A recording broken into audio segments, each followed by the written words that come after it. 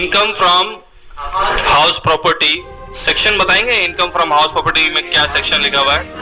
22 से लेकर 27 तक। रिमेंबर व्हाई यू स्टार्टेड, याद होगा। रिवीजन टाइम कितना लिखा हुआ है? 20 मिनट्स।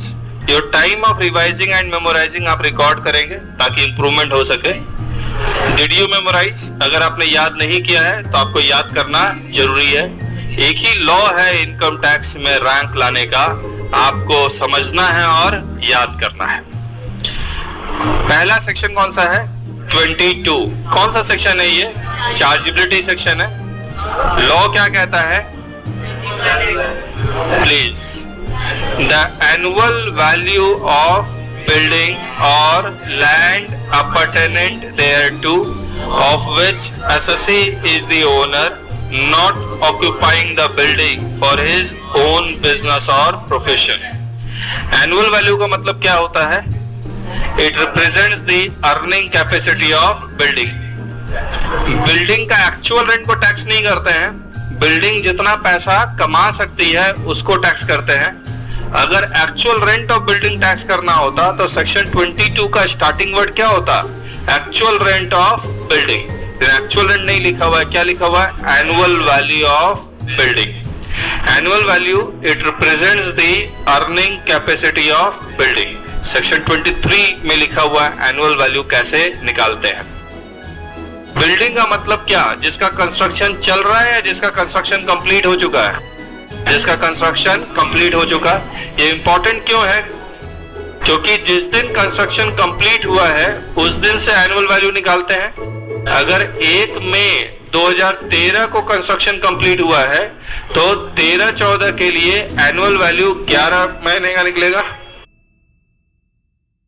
बिल्डिंग जिसका कंस्ट्रक्शन चल रहा है, जिसका कंस्ट्रक्शन कंप्लीट हो चुका है, जिसका कंस्ट्रक्शन कंप्लीट हो चुका, अगर 1 मई 2013 को कंस्ट्रक्शन कंप्लीट हुआ है तो एनुअल वैल्यू 11 महीने का निकलेगा फॉर द प्रीवियस ईयर 13-14। सिर्फ एक ही केस है जहां पर एनुअल वैल्यू 12 महीने से कम का निकलेगा, जब when the construction of building is completed during that year. मतलब लैंड का एनुअल वैल्यू आप कब निकालते हैं? जब वो बिल्डिंग का पार्ट हो। अगर लैंड इंडिपेंडेंट है तो हाउस प्रॉपर्टी में जाएगा नहीं, किस हेड में जाएगा? अदर सोर्सेस में। और अदर सोर्सेस में लिखा हुआ है जितना रेंट आ रहा है उतना टैक्सेबल होगा। और अगर हाउस प्रॉपर्टी में जा रहा है तो क्या लिखा हुआ है? Annual value is taxable. तो लैंड अटैच्ड। अच्छा, बिल्डिंग का मतलब कौन सा? रेजिडेंशियल या कमर्शियल? दोनों। रेजिडेंशियल बिल्डिंग भी हाउस प्रॉपर्टी में जाएगा और कमर्शियल बिल्डिंग भी हाउस प्रॉपर्टी में जाएगा। तो residential 4 walls with a roof, commercial 4 walls optional roof. तो जैसे फैक्ट्री में रूफ नहीं होता लेकिन फिर भी बिल्डिंग मानी जाती है। Land attach with building charge under the head house property. Independent land charge under the head other sources. यहाँ पर ओनर का मतलब लिखा हुआ है। ओनर का मतलब रजिस्टर्ड ओनर या beneficial owner? Registered owner. Beneficial owner कहां डिफाइंड है? Section 27 by name of deemed owner. Beneficial owner या डीम्ड ओनर का मतलब क्या होता है? जिसका पैसा प्रॉपर्टी में लगा हुआ है। Registered owner register maintain with stamp valuation authority. Deemed owner 6 cases of deemed owner specified in section 27। फिर लिखा हुआ अगर ओनर अपनी बिल्डिंग में खुद का बिजनेस करता है तो हाउस प्रॉपर्टी में नहीं जाएगा, कहां जाएगा? पीजीबीपी में जाएगा। Owner not occupying the building for his own business and profession. If the building is let out to its own employees तो ऑब्जेक्टिव रेंट कमाना नहीं है, objective to run the business efficiently है, तो ये माना जाएगा ऑक्यूपाइड फॉर ओन बिजनेस और प्रोफेशन। किस हेड में जाएगा? Charge under the head business. लेकिन अगर आप किसी थर्ड पर्सन को किराए पे दे रहे हैं, अपने एम्प्लॉइज को किराए पे नहीं दे रहे हैं, तो ये माना जाएगा ऑब्जेक्टिव किराया कमाना है। और किस हेड में जाएगा? Charge under the head house property. Section 27 deemed owner कितने केसेस हैं? 6 cases. An individual who transfers house property to spouse without consideration then individual who transfers the property is treated as deemed owner. यहाँ पर individual का मतलब क्या आएगा? Husband या wife, या हस्बैंड या वाइफ किसको ट्रांसफर कर रहा है? अपने स्पाउस को। बगल में एग्जांपल नजर आ रहा होगा, ट्रांसफरर हस्बैंड है, ट्रांसफरी वाइफ है, तो husband transfers house property to his wife without adequate consideration, तो वाइफ रजिस्टर्ड ओनर है, लेकिन हस्बैंड को क्या माना जाएगा? Deemed owner. वाइफ के हैंड में टैक्सेबिलिटी नहीं अराइज होगी, किसके हैंड में होगी? हस्बैंड के हैंड में। तो DO जो लिखा हुआ है इसका मतलब डीम्ड ओनर। सिमिलरली अगर वाइफ अपने हस्बैंड को प्रॉपर्टी ट्रांसफर करती है विदाउट एडुकेट कंसिडरेशन, तो husband is a registered owner but wife will be treated as deemed owner, क्योंकि पैसा किसका लगा हुआ है? वाइफ का लगा हुआ है। एक्सेप्शन है, property is transferred with an agreement to leave apart, then registered owner is treated as the owner. अब हस्बैंड अगर वाइफ को प्रॉपर्टी ट्रांसफर कर रहा है with an agreement to leave apart, तो वाइफ के हैंड में टैक्सेबिलिटी आएगी, हस्बैंड के हैंड में टैक्सेबिलिटी नहीं आएगी, क्योंकि डीम्ड ओनर का कॉन्सेप्ट एप्लीकेबल नहीं हो रहा है। Second, an individual who transfers house property to a minor child without consideration, such individual who transfers the property is treated as deemed owner. यहाँ पर इंडिविजुअल का मतलब क्या आएगा? फादर या मदर। किसको ट्रांसफर कर रहा है? Minor child. ये माइनर चाइल्ड सन भी हो सकता है और डॉटर भी हो सकता है, ठीक। और एग्जांपल देखिए, father transfers house property to a minor child, minor child is a registered owner, लेकिन डीम्ड ओनर का कॉन्सेप्ट एप्लीकेबल हो जाएगा, father will be paying the tax as a deemed owner. Similarly, अगर mother transfer कर रही है property minor child को, तो माइनर चाइल्ड से टैक्स नहीं लेंगे, किससे लेंगे? मदर से लेंगे, जो डीम्ड ओनर मानी जाएगी। एक्सेप्शन है, where the minor child is a married daughter, then deemed owner concept is not applicable. Income from house property chargeable in the hands of minor married daughter itself. तो father या mother minor married daughter के नाम पे property transfer कर रही है, तो deemed owner का कॉन्सेप्ट एप्लीकेबल नहीं होगा। टैक्स किससे लेंगे हम लोग? माइनर मैरिड डॉटर से। लेकिन माइनर मैरिड डॉटर जब रिटर्न फाइल कर रही होंगी तो साइन उसके गार्जियन करेंगे। वो गार्जियन फादर हो सकते हैं, मदर हो सकती है, अगर हस्बैंड मेजर है तो हस्बैंड हो सकता है या उसके सास ससुर हो सकते हैं, कोई भी। तीसरा, holder of an impartible estate. चौथा, a member of a cooperative society, company or other association of person who is allotted a building under a house building scheme of such society. भाई रजिस्टर्ड ओनर कौन है? Cooperative society, लेकिन पैसा किसका लगा हुआ है? मेंबर का, तो डीम्ड ओनर किसको मानेंगे? मेंबर को मानेंगे। Fifth, a person who is allowed to take or retain possession of any building or part thereof in part performance of a contract where every formality of sale is completed except registration of property with stamp valuation authority. तो seller को पूरा पैसा मिल चुका है, लेकिन registry अभी भी seller के नाम पे है, तो सेलर इज रजिस्टर्ड ओनर, लेकिन बायर के पास चाबी है क्योंकि उसने पूरा पैसा दे दिया है, तो buyer is treated as deemed owner. Last, a person who acquires any right in any building by way of lease for a term of at least 12 years, तो DDA 99 years के लिए लीज पे प्रॉपर्टी देती है, तो registered owner DDA है, लेकिन deemed owner किसको माना जाएगा? जिसने लीज पे लिया हुआ है। लेकिन अगर आपने लीज का टर्म लेस देन 12 years है, तो you will be simply treated as a tenant. Owner की हाउस ओनर अगर बिल्डिंग किराए पे देता है तो हाउस प्रॉपर्टी में जाएगा, डीम्ड ओनर अगर बिल्डिंग किराए पे देता है तो हाउस प्रॉपर्टी में जाएगा, टेनेंट अगर बिल्डिंग किराए पे देता है तो अदर सोर्सेस में जाएगा। आया? अब हम लोग कर रहे हैं सेक्शन 23 में, क्या है? Annual value. देखिए section 23, annual value. Annual value is value after deduction of municipal tax. Municipal tax का डिडक्शन कब मिलता है? दो कंडीशन है, ओनर पेमेंट करेगा, यानी कि किसके पॉकेट से टैक्स निकलेगा? ओनर के पॉकेट से, और जब जिस ईयर में पेमेंट करेगा उसी ईयर में डिडक्शन मिलेगा। लेकिन अगर टेनेंट पेमेंट करेगा तो इसका डिडक्शन नहीं मिलेगा। तो ग्रॉस एनुअल वैल्यू में मैं म्युनिसिपल टैक्स माइनस करूंगा तो क्या आएगा, net annual value.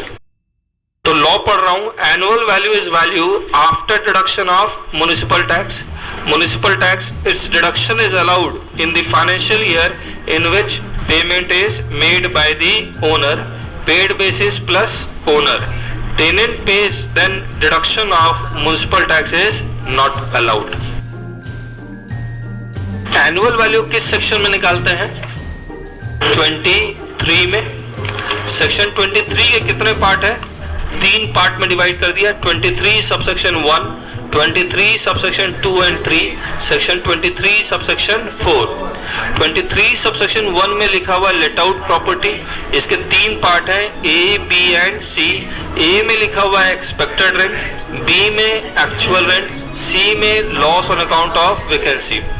Expected rent कैसे निकालते हैं, म्युनिसिपल वैल्यूएशन और fair rent whichever is higher और standard rent whichever is lower.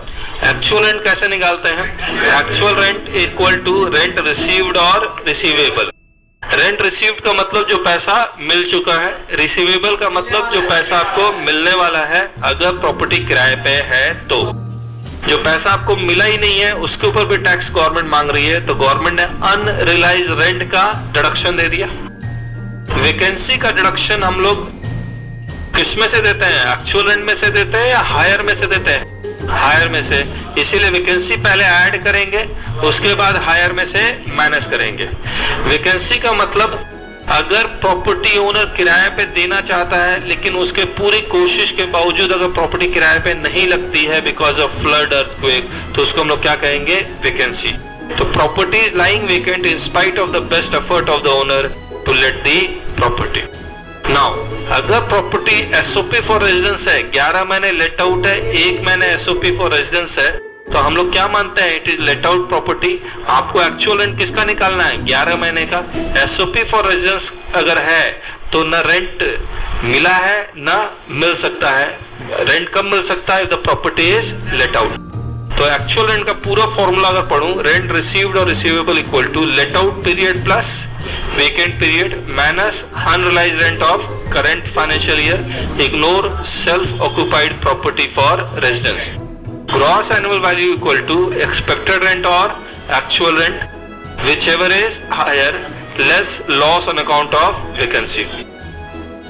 Section 23 subsection 2 and 3 में self-occupied property for residence for whole year, आपको ये बिल्डिंग पैसा कमा के दे सकती है, इसलिए इसका एनुअल वैल्यू क्या आएगा, एक्सपेक्टेड रेंट। लेकिन गवर्नमेंट ने इसको क्या कर दिया है, नील कर दिया। If the property is deemed to be let out property, कब deemed to be let out property मानते हैं, अगर आपके पास एक से ज्यादा प्रॉपर्टी रहने के लिए है तो आप एक प्रॉपर्टी में रहें, बाकी प्रॉपर्टी को लेट आउट करें। आप कहते हैं मैं नहीं लेट आउट करूंगा, तो क्या कर लोगे, तो गवर्नमेंट कहती है हम deemed to be let out property. DLP owns more than one SOP for residence. One property whose gross annual value is highest is treated as SOP for residence. Remaining property as deemed to be let out property. इसका gross annual value क्या आएगा, expected rent. Standard deduction. Standard deduction allowed is 30% of NAV. It is automatic deduction, that is even if question do not provide it, this deduction must be allowed. No standard deduction if NAV is nil or negative. Section 24B interest on borrowed capital. Borrowed capital का जो पैसा है, loan का पैसा है, वो building में अगर यूज होगा तो आपको इंटरेस्ट का डिडक्शन मिलेगा, बिल्डिंग में यूज नहीं होगा तो इंटरेस्ट का डिडक्शन नहीं मिलेगा। The loan should be borrowed for PCR 5, purchase, construction, reconstruction, repairs, renovation, renewal, repayment of existing housing loan. Deduction not allowed if loan is borrowed for payment of municipal tax, क्योंकि पैसा building में use नहीं हुआ है। Interest on interest और penal interest. Second, the interest is allowed as deduction on accrual basis. Even if interest is not paid, deduction is allowed. लेकिन municipal tax में ऐसा नहीं हो रहा था। म्युनिसिपल टैक्स का डिडक्शन कब मिल रहा था, जब actually paid. Third, Interest is allowed as deduction from that previous year in which construction of building is completed or building is purchased. जब तक सेक्शन 22 एप्लीकेबल नहीं होगा बाकी सेक्शन एप्लीकेबल नहीं हो सकते, और सेक्शन 22 तभी एप्लीकेबल होगा जब बिल्डिंग बनके तैयार हो गई हो। इंटरेस्ट का रिडक्शन के लिए हम लोग दो पार्ट में डिवाइड कर रहे हैं, pre construction period interest and post construction period interest. Pre construction period interest का रिडक्शन इसलिए नहीं मिला था क्योंकि बिल्डिंग तैयार नहीं थी, तो बिल्डिंग के तैयार होने से पहले जो भी इंटरेस्ट है उसको प्री कंस्ट्रक्शन पीरियड इंटरेस्ट कहेंगे, और इसका रिडक्शन एक बार में नहीं मिलता है, 5 इक्वल इंस्टॉलमेंट में मिलेगा। कब से मिलेगा? जब से पोस्ट मिलता है, जब से बिल्डिंग बनके तैयार हुई है। तो total interest before the financial year in which building comes into existence divided by 5 equal to allowed from the financial year in which building comes into existence. Post construction period interest allowed from financial year in which building comes into existence. This interest keeps on decreasing with the repayment of loan. अगर property let out है या deem to be let out property है या vacant है तो any amount of interest is allowed as deduction, no limit. Limit कब लगेगी? when the property is self occupied property for residence. Now if the property is self occupied property for residence, the interest both pre and post will be limited to 1,50,000 if all the following three conditions are satisfied. A, the loan is borrowed on or after 1st April 1999. The loan is borrowed for purchase or construction of residential house property. Third, the building comes into existence within 3 years from the financial year in which loan is borrowed. तो financial year, loan plus 3 years.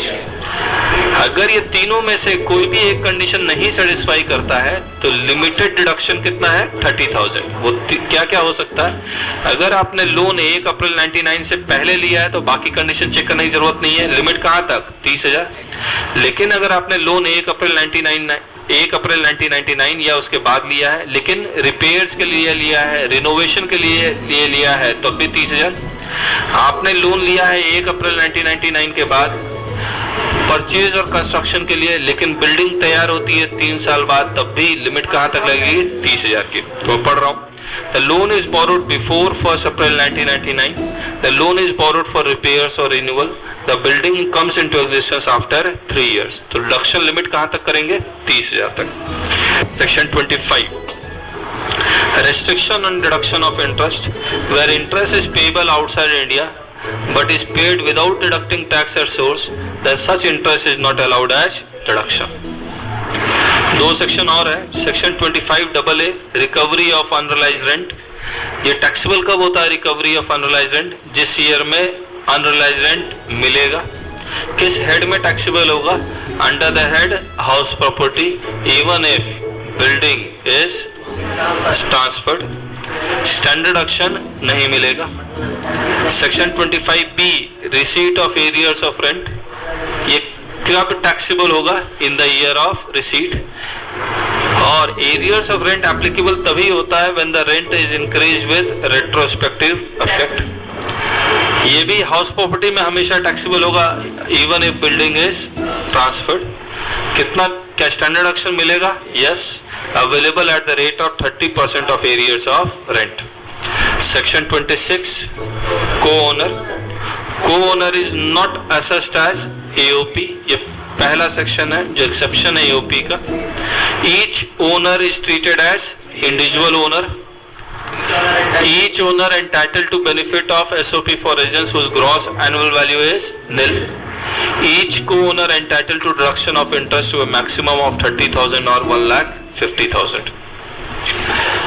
Computation of income from house property, 23 minus 24 plus 25AA plus 25B। सबसे पहले क्या करेंगे? Municipal valuation, fair rent, standard rent, इन तीनों को use करके क्या बन जाएगा? Expected rent. Expected rent, actual rent, loss on account of vacancy, इन तीनों को यूज करके क्या आ जाएगा? Gross annual value.